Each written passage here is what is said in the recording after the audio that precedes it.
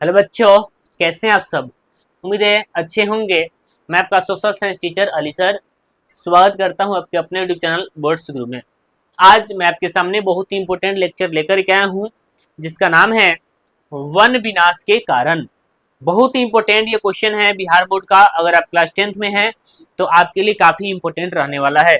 तथा एग्जाम में भी क्वेश्चन पूछा है कि वृक्षों के घनत्व के आधार पर वनों के प्रकार बताएं। यानी कि वृक्षों के घनत्व के आधार पर वन कितने प्रकार के होते हैं वो बताना है। याद रखना, ऑब्जेक्टिव में भी ये क्वेश्चन काफी पूछा हुआ है और सब्जेक्टिव में भी पूछा हुआ है। हम इसको जान लेते हैं, बाकी आप इसका नोट्स जरूर तैयार करेंगे, ठीक है। सबसे पहले बात के क्वेश्चन पूछता है एग्जाम में 2 अंक का। क्वेश्चन ये रहता है कि वन विनाश के कारण को लिखें। वन विनाश के कारण को लिखें, यानी कि आखिर वन विनाश क्यों होता है, किन कारणों से वन का बढ़ती हुई जो डेंसिटी है या फिर बढ़ती हुई जो घनत्व है वो धीरे धीरे घटते जा रहा है, वन विनाश हो रहे हैं। यह क्या कारण है कि वन का विनाश होते जा रहा है। हम सबसे पहला बात कि वन विनाश के जो कारण हैं हम इस प्रकार निम्नलिखित करके लिखेंगे। यानी कि अगर एग्जाम में क्वेश्चन पूछता है तो आप उसका आंसर कैसे बनाओगे, तो बनाओगे कि वन विनाश के कारण इस प्रकार निम्नलिखित है। वन विनाश के कारण इस प्रकार निम्नलिखित है। तो कारण में सबसे पहला कारण आपको यह लिखना है, यानी कि वन विनाश के सबसे पहला कारण पशुचारण हो जाएगा। यानी कि यहां पर आपको दिख रहा होगा पशुचारण। वन विनाश के पहला कारण क्या बनेगा? पशुचारण। यानी कि पशुचारण के कारण वन विनाश हो रहा है, यानी पशु के चारा के लिए वनों की लगातार कटाई की जा रही है जिसकी वजह से वन विनाश होते जा रहे हैं। दूसरा बात कि कृषि का फैलाव, कृषिगत भूमि का फैलाव, यानी कि जिस तरह से कृषि करने के लिए लोग भूमि का विस्तार कर रहे हैं, यानी कि जहां पर वन है उस वन की कटाई करके कृषि करने के लिए उस वन को मतलब हटा करके वहां पर खेती की जा रही है। तो कृषिगत भूमि का विस्तार किया जा रहा है जिसके कारण वन की ह्रास हो रही है, यानी कि वन विनाश हो रहे हैं। साथ ही साथ इसी में हम कहेंगे झूम खेती।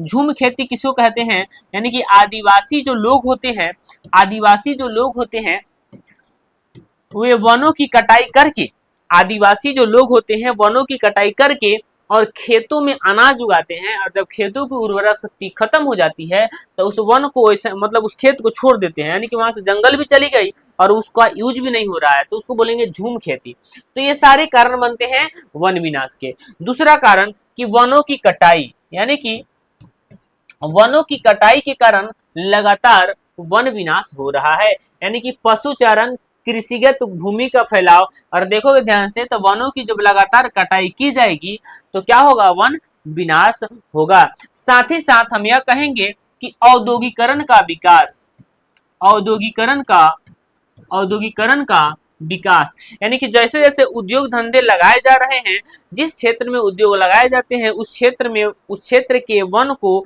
काट कर साफ कर दी जाती है जिसके कारण वन विनाश हो रहे हैं, यानी कि औद्योगिकरण वन विनाश के कारण है। साथ ही साथ आप देखोगे शहरीकरण, यानी कि शहरीकरण के कारण भी वन का लगातार विनाश हो रहा है, क्योंकि जहां पर शहर का निर्माण होता है वहां पर बड़े बड़े भवन भी निर्माण किए जाते हैं, और जहां बड़े बड़े भवन होते हैं वहां के आसपास के कहीं ना कहीं जंगल को साफ करके ही वो बनाया जाता होगा। तो कहीं ना कहीं शहरीकरण के कारण वन का विनाश हो रहा है। तो वन विनाश के कारण इस प्रकार निम्नलिखित है, जो 2 अंक का है। आप इतना लिखोगे तो पक्का नंबर मिलेगा। हम आपको एक बार रिकॉल करते हैं, वन विनाश का सबसे पहला कारण क्या बनेगा? तो पशुचारण, ठीक है, वन विनाश के कारण है। दूसरा क्या हो जाएगा? तो कृषिगत भूमि का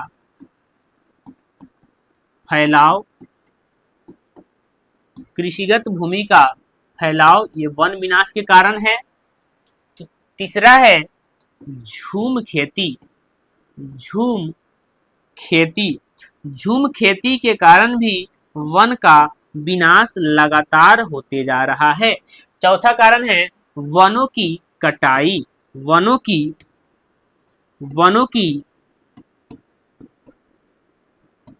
कटाई, ठीक है, वनों की कटाई के कारण भी वन का लगातार विनाश हो रहा है। साथ ही साथ औद्योगिकरण के कारण वन का लगातार विनाश हो रहा है। साथ ही साथ क्या, शहरीकरण के कारण वन का विनाश हो रहा है। साथ ही साथ सड़क निर्माण, ठीक है, रेल मार्ग निर्माण के कारण वन का भी लगातार विनाश हो रहा है।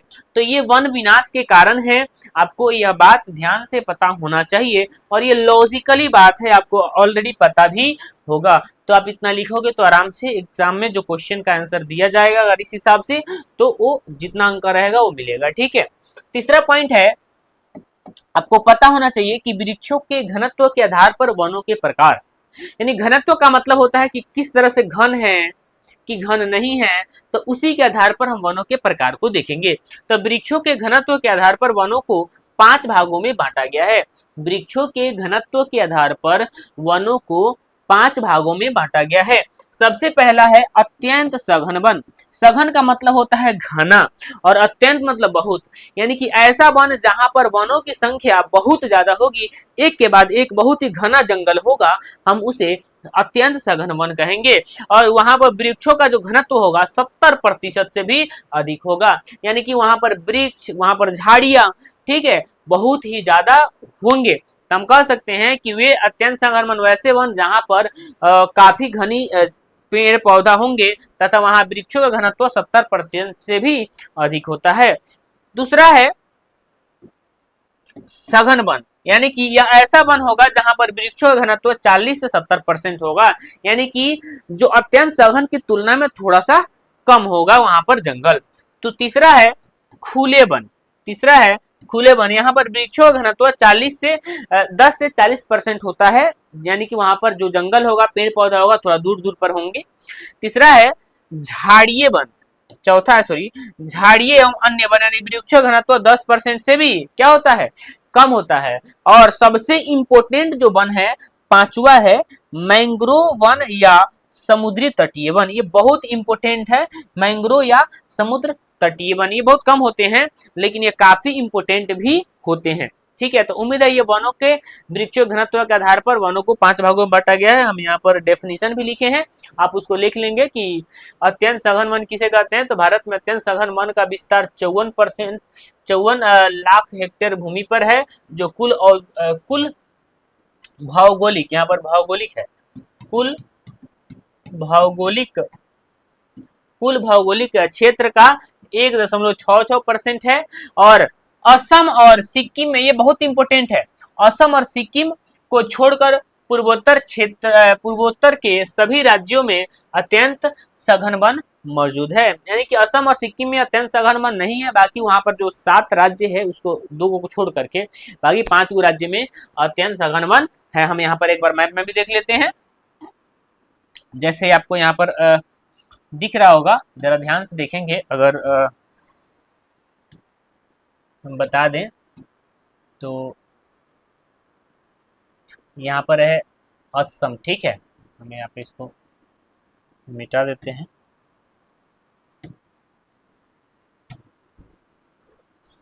यहाँ पर है असम, ठीक है, असम और जो अन्य राज्य था इसके अतिरिक्त जो ये सब राज्य है ना यहाँ पे, तो ये सब राज्यों में कौन से वन पाया जाएगा, तो अत्यंत सघन वन मौजूद होगा। ठीक है, आपको देख लेना है यहाँ पर। ठीक है, दूसरा पॉइंट अगर हम बात करें आपसे, तो देखिएगा असम और सिक्किम को छोड़कर पूर्वोत्तर के सभी राज्यों में अत्यंत सघन वन मौजूद होते हैं। ठीक है, तो दूसरा सघन वन किसे कहते हैं, तो 73.47 लाख हेक्टेयर भूमि, यानी कि कुल भौगोलिक क्षेत्र का 3% में फैला है। ये वन हिमाचल प्रदेश, सिक्किम, मध्य प्रदेश, जम्मू कश्मीर, महाराष्ट्र और उत्तराखंड के पहाड़ी क्षेत्रों में पाया जाता है, जो कुल वन का 62.4% है। यानी कि सघन वन। ठीक है, ये पॉइंट याद रखना काफी इंपॉर्टेंट है। खुले वन क्या है, तो खुले वन जहां पर परसेंटेज क्या है तो बता दिए है पिछला स्लाइड में। फिलहाल इतना देने की 2.59 करोड़ हेक्टेयर यानी कुल भौगोलिक क्षेत्र का 7.12% में फैला है। और यहाँ पर 10 से 40% वृक्ष का घनत्व के साथ कर्नाटक, तमिलनाडु, केरल, आंध्र प्रदेश, उड़ीसा और असम के 16 आदिवासी जिलों में प्रमुखता से पाया जाता है, जो कुल वन का कुल वन और आवरण का 23.8% है। ठीक है, नेक्स्ट है झाड़िये वन। झाड़िये वन या अन्य वन तो राजस्थान के शुष्क और अर्ध शुष्क क्षेत्रों में जैसे पंजाब, हरियाणा, उत्तर प्रदेश, बिहार, राजस्थान के अतिरिक्त पश्चिम बंगाल, ठीक है, के मैदानी इलाकों में हम वन पाया जाता है, झाड़िये वन। ठीक है, और कुल भौगोलिक क्षेत्रफल का 8.68% क्षेत्र पर झाड़िये वन मौजूद है। और सबसे इंपॉर्टेंट है मैंग्रोव वन। ऑब्जेक्टिव और सब्जेक्टिव दोनों क्वेश्चन पूछा हुआ है। मैंग्रोव वन किसे कहते हैं, तो ये तटीय वन मुख्य रूप से पश्चिम बंगाल के सुंदरवन में पाया जाता है। इसके बाद अंडमान और निकोबार द्वीप समूह और गुजरात, राजस्थान, कर्नाटक, महाराष्ट्र, तमिलनाडु, केरल और दमन तथा दीव में भी यह मैदान मौजूद है। ठीक है, यह वन मौजूद है। मेरे कहने का अर्थ है मैंग्रोव वन किसे कहेंगे, तो मैंग्रोव वन वैसे वन होंगे जो समुद्र तट के पास मौजूद होते हैं।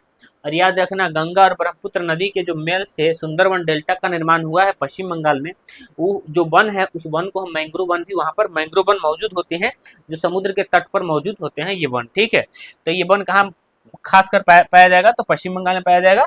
और पश्चिम बंगाल के अतिरिक्त है गुजरात, राजस्थान, कर्नाटक, महाराष्ट्र, जो भी तटीय क्षेत्र है उन सभी तटीय क्षेत्र में मैंग्रोव वन मौजूद होता है। तो ये थे आपके पास कुछ ऑब्जेक्टिव के लिए पॉइंट जो आपको याद रखना है। आप इसका स्क्रीनशॉट एक बार ले लेंगे कि आखिर अत्यंत सघन वन क्या है, सघन वन क्या है, खुले वन, झाड़िये वन और मैंग्रोव वन किसे कहते हैं। ये काफी इंपॉर्टेंट है, VVI है, आप इसको जरूर याद करेंगे।